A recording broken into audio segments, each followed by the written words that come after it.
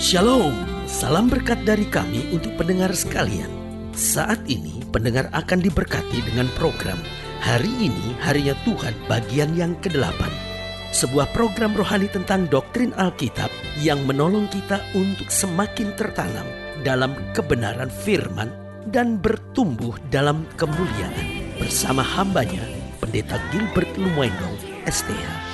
Banyak orang merasa doktrin Alkitab sebagai sesuatu yang membingungkan. Tetapi tahukah saudara bahwa doktrin Alkitab intinya adalah memahami Alkitab dengan benar, dengan pemahaman yang sistematis, sehingga kita terus dapat tertanam di dalam kebenaran firman, sehingga kita terus bertumbuh di dalam kemuliaan Allah.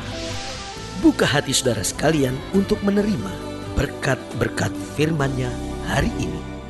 Hidup Kristen ini adalah hidup yang indah. Kalau saudara mempertanyakan kenapa hidup Kristen indah, karena saya pelajari begini. Hidup Kristen bukan hanya diberkati, namun juga beruntung. Berkali-kali Tuhan ingatkan kamu akan beruntung dan berhasil. Kepada Yosua Tuhan ingatkan bahwa kamu akan beruntung dan apa saja yang kamu kerjakan akan berhasil. Lalu saya coba pikir, apa sih beruntung ini? Buat sebagian orang ya beruntung ya untung-untungan. Nah, apa sih beruntung ini? Yang pertama yaitu mengalami hal-hal yang tidak terduga. Ini beruntung. Artinya gini, aduh saya gak sangka ya bahwa anak saya akan juara sekolah. Aduh saya gak sangka ya, tadinya saya tuh orang yang nakal sekali, kok sekarang bisa Tuhan robah ya sampai saya melayani Tuhan. Aduh saya gak sangka loh, suami saya dulu itu paling males kalau diajak ke gereja, sekarang justru dia yang ajak saya ke gereja. Ini yang saya bilang, kita akan mengalami hal-hal yang tidak kita duga. Aduh bayangkan, bisnis saya itu cuma kecil-kecilan, kok tiba-tiba bisa didatangin investor asing, sampai akhirnya bisnis saya begitu diberkati, ada proyek-proyek besar bisa kita tangani. Nah itulah beruntung, sesuatu yang bahkan kita gak pernah doain, sesuatu yang kita pikir kayaknya biasa gitu, tiba-tiba Tuhan berkati dengan luar biasa, gak terduga saudara. Dan Alkitab memang berkata begitu, apa yang kamu tidak pernah pikirkan itu yang Tuhan sediakan. Ini yang saya bilang, kita akan banyak mengalami hal-hal yang tidak kita duga sebelumnya. Itulah beruntung. Yang kedua, apa itu beruntung? Yaitu meraih hal-hal yang tidak mungkin buat kita. Aduh pendeta, rasanya anak saya yang sudah terikat narkoba gak mungkin bisa lagi berubah, karena dasarnya orangnya keras dan kayaknya udah terlalu dalam dia dalam dunia itu. Aduh pendeta, anak saya ada yang lesbian, anak saya ada yang homoseks, rasanya gak mungkin dia bisa berubah. Tetapi kemudian pendeta tahu apa yang terjadi? Sekarang dia sudah melayani Tuhan, dia sekarang masuk di sekolah teologi. Oh saudaraku yang kasih dalam Tuhan, ini yang saya bilang, engkau beruntung dalam bisnis, dalam keseharian, dalam pelayanan, dalam kehidupan kita. Seringkali kita menjumpai hal-hal yang sudah mustahil, tetapi ingat, buat Allah tidak ada perkara yang mustahil. Itu yang saya sebut beruntung, mengalami hal-hal yang tidak kita duga. Yang kedua, meraih hal-hal yang tidak mungkin. Yang ketiga, selalu mengalami hal-hal yang spesial. Ada yang spesial, kita pikir, aduh Tuhan, kok bisa ya saya ngalamin gini? Aduh Tuhan, saya kagum deh Tuhan, kok bisa saya merasakan ini? Saudaraku yang kasih dalam Tuhan, makanya saya bilang, anak Tuhan yang sungguh-sungguh pasti tidak akan kekurangan.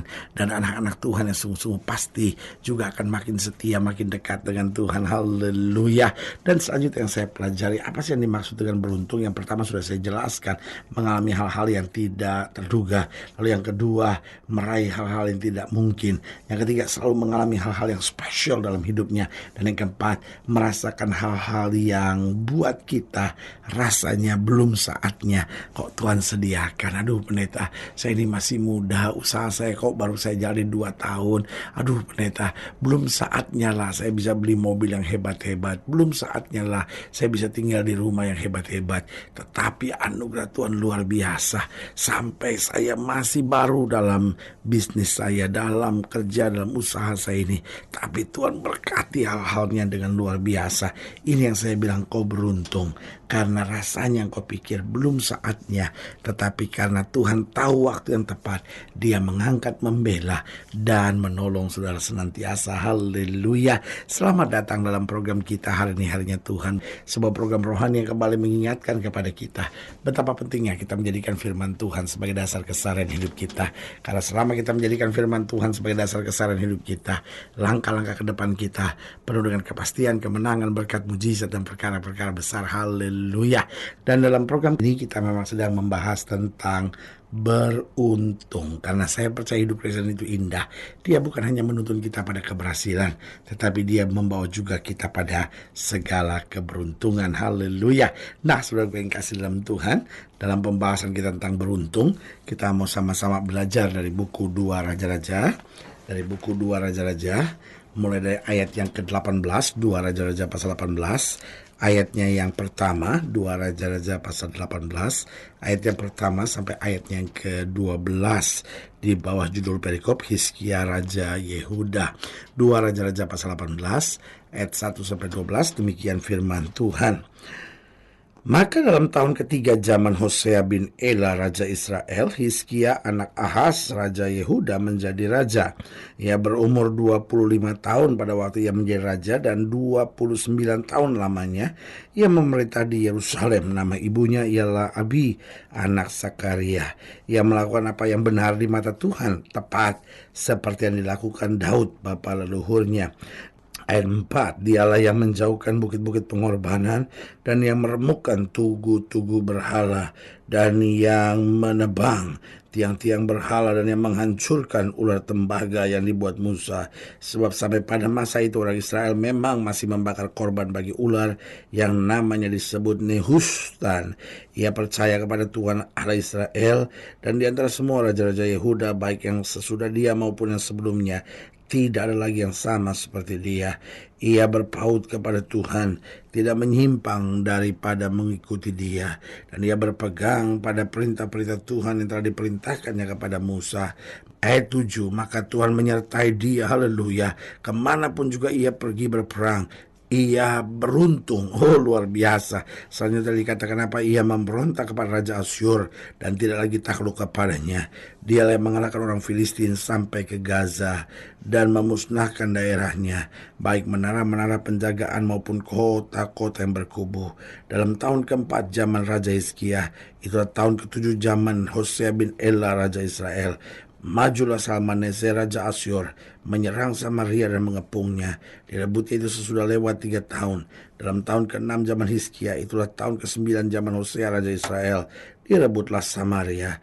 Raja Asyur mengangkat orang Israel ke dalam pembuangan ke Asyur dan menempatkan mereka di Hala pada sungai Habor, yakni sungai negeri Gozan, dan di orang-orang Madai. Oleh karena mereka tidak mau mendengarkan suara Tuhan Allah mereka dan melanggar perjanjiannya, yakni segala yang diperintahkan oleh Musa hamba Tuhan, mereka tidak mau mendengarkannya dan tidak mau melakukannya. Nah, saudaraku yang kekasih dalam Tuhan, dari sini kita bisa melihat bagaimana orang percaya itu disertai Tuhan, dan orang yang disertai Tuhan akan selalu beruntung dalam jalan hidupnya. Nah, untuk menjadi orang beruntung, saya lihat ada beberapa syaratnya. Yang pertama, mutlak, kita harus menjadi pelaku firman. Orang-orang yang menjadi pelaku firman, hidupnya akan banyak terkejut dengan hal-hal yang mengejutkan sambil berpikir, aduh saya gak sangka kok berkat ini bisa tercurah ya. Aduh saya gak sangka ya kok anugerah Tuhan ini bisa berlaku dalam hidup saya. Aduh saya gak sangka kok saya bisa dipilih Tuhan. Nah, ini yang saya bilang, untuk menjadi orang beruntung kita harus menjadi pelaku firman. Kalau kita menjadi pelaku firman, ada saja anugerah Tuhan yang Tuhan nyatakan buat kita. Yang kedua, untuk menjadi orang yang beruntung, jangan berbuat jahat dan jangan berlaku curang terhadap orang lain. Karena apa yang kamu tabur itu yang kamu tuai. Kalau kita tabur kejahatan dan kecurangan, maka itu juga akan kita tuai dalam hidup kita. Tapi kalau kita tuai kasih dan kebenaran, maka itu yang akan selalu terjadi dalam hidup kita. Jadi saudaraku yang kasih dalam Tuhan, untuk menjadi orang yang beruntung, kita harus menjadi pelaku firman. Yang kedua, jangan berbuat jahat, jangan melakukan yang curang terhadap orang lain. Lalu yang ketiga, selalu memperbaiki diri. Artinya kalau kita lihat di mana kekurangan kita, di mana hal-hal yang belum beres dalam hidup kita, di mana hal-hal yang belum benar dalam hidup kita mulai memperbaikinya. Tuhan berkenan, dan apa yang terjadi hidup kita akan beruntung. Haleluya. Dan yang keempat saya pelajari, untuk menjadi orang yang beruntung, kita harus hati-hati dalam segala perbuatan kita. Makanya saudara yang kasih dalam Tuhan, sebelum Tuhan mengupas lebih jauh kepada hambanya Yosua tentang beruntung dan berhasil, maka berkali-kali Tuhan juga ingatkan, hati-hati. Banyak sekali kita jatuh, bukan karena batunya terlalu besar, bukan karena kondisinya terlalu bahaya, tetapi seringkali kita jatuh karena tidak hati-hati. Mari kita hati-hati dalam menjaga hati kita. Kita hati-hati dalam menjaga pikiran kita. Kita hati-hati dalam keseharian kita. Kita hati-hati dengan pergaulan kita. Maka saudaraku yang kasih dalam Tuhan, apa terjadi? Kita beruntung dan melihat campur tangan Tuhan yang luar biasa. Berarti untuk menjadi orang yang beruntung, yang pertama, kita harus menjadi pelaku firman. Yang kedua, kita jangan berbuat jahat dan jangan melakukan yang curang terhadap orang lain.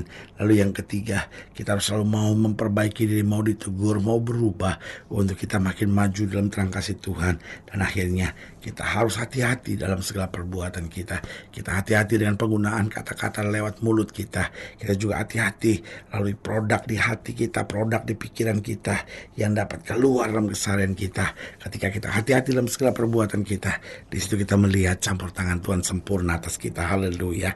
Saudaraku yang kekasih dalam Tuhan, jika saudara yang dilayani lebih jauh, hubungi kami melalui telepon, hubungi kami melalui surat, kunjungi website kami, karena kami ada untuk membawa Bapak Ibu saudara senantiasa lebih dekat pada Tuhan dan mengalami kasih kuasa mujizat yang luar biasa. Haleluya. Secara khusus melalui program ini juga saya mau berdoa buat setiap saudara yang sakit, setiap saudara yang berbeban berat, setiap saudara yang didoakan secara khusus. Boleh taruh tangan kanan saudara di dada sekarang dan kita berdoa. Mari kita berdoa. Bapa, dalam nama Yesus hamba doa buat setiap pendengar sekalian, mereka yang mungkin hari-hari ini sedang memerlukan jamahan tangan kuasa Tuhan. Hamba doa di dalam nama Yesus, Tuhan jamah. Yang sakit Tuhan sembuhkan, yang lemah Tuhan kuatkan, yang susah Tuhan hiburkan, sehingga anugerah dan mujizat boleh terus terjadi dan kami berjalan dalam kehendak Tuhan. Kami disertai Tuhan dan kami boleh beruntung dalam segala jalan kami. Di dalam nama Yesus kami berdoa. Haleluya. Amin. Saudara yang kasih dalam Tuhan, kita sudah berdoa. Ingat, Allah tidak pernah lalai menepati janjinya. Ini saatnya buat kita untuk bangkit bersemangat, bersuka cita dalam menghadapi segala perkara. Karena kita tahu Yesus hidup, Yesus berkuasa, dan selalu menyediakan yang terbaik buat anak-anaknya. Doa saya menyertai saudara. Sampai berjumpa pada program berikut. Jangan lupa, jadikan hari ini harinya Tuhan. Haleluya.